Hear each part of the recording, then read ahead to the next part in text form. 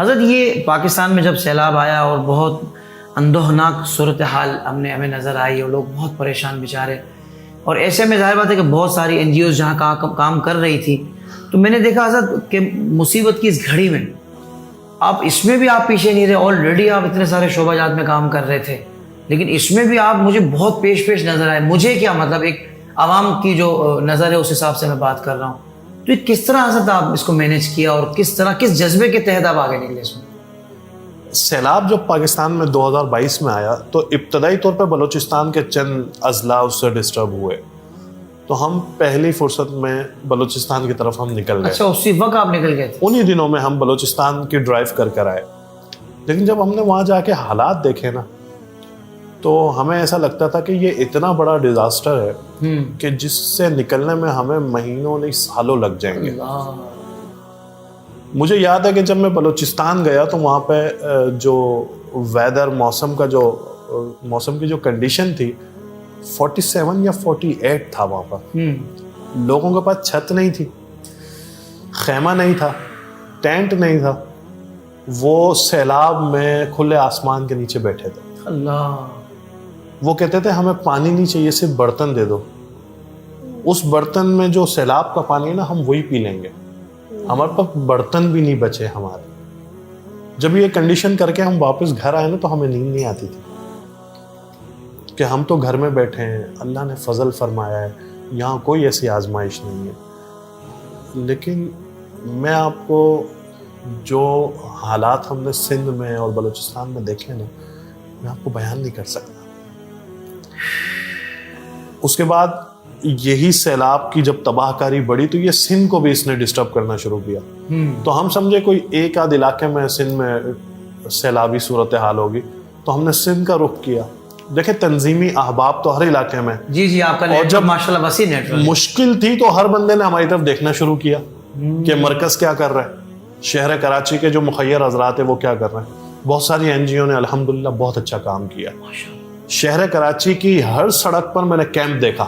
لیکن جب میں سندھ گیا ہوں جی تو مجھے وہاں پر کسی کی کوئی امدادی کارروائی نظر نہیں ہے سوائے چند ایک این جی اوز کے. تو وہاں جب بند ٹوٹے ہیں، سیلاب آیا ہے، حافظ صاحب ہمیں دیکھ کر نا لوگ رونے لگے. وہاں پر وہ کہتے ہیں کہ ہم آپ کی شکایت کریں گے قیامت کے دن کہ 1 مہینہ ہو گیا سیلاب کو، ہم تک کوئی بھی نہیں آیا. حضرت اس بات کا اندازہ تو یوں بھی لگایا جا سکتا ہے کہ جب عام حالات تھے اس وقت بھی سندھ والوں کا حالات اتنے اچھے نہیں تھے. اب یہ ڈیزاسٹر کے بعد، اس سیلاب کے بعد کیا ان کی حالت ہوگی؟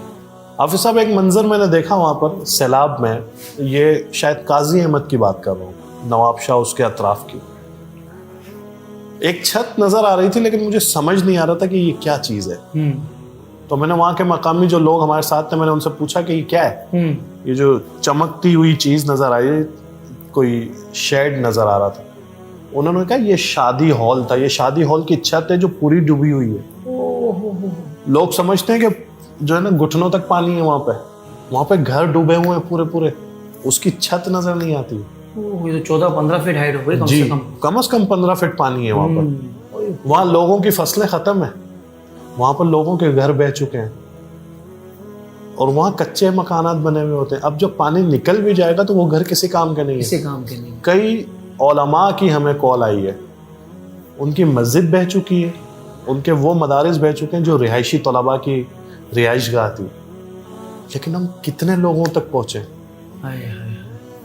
آپ یقین مانیں جب بھی اب 3 مرتبہ ہم سندھ جا چکے ہیں خود. جو نیٹ ورک ہمارا پھیلا ہوا ہے وہ اپنے طور پہ کام کر رہے ہیں، وہ اپنی جگہ، وہ تو کر ہی رہے. جو براہ راست شہر کراچی سے ہم گئے ہیں، ہر کال کے جب بھی ہم واپس آتے ہیں تو ہمیں نئے لوگوں کی کال آ جاتی ہے کہ ہم مسلمان نہیں ہیں یا ہم پاکستانی نہیں ہیں. مطلب اس وقت وہاں پہ یہ حالات ہیں کہ ہندو ہو، مسلمان ہو، کسی بھی اس سے تعلق رکھتا ہو، کسی کے پاس چھت نہیں ہے، کھانے کو نہیں ہے.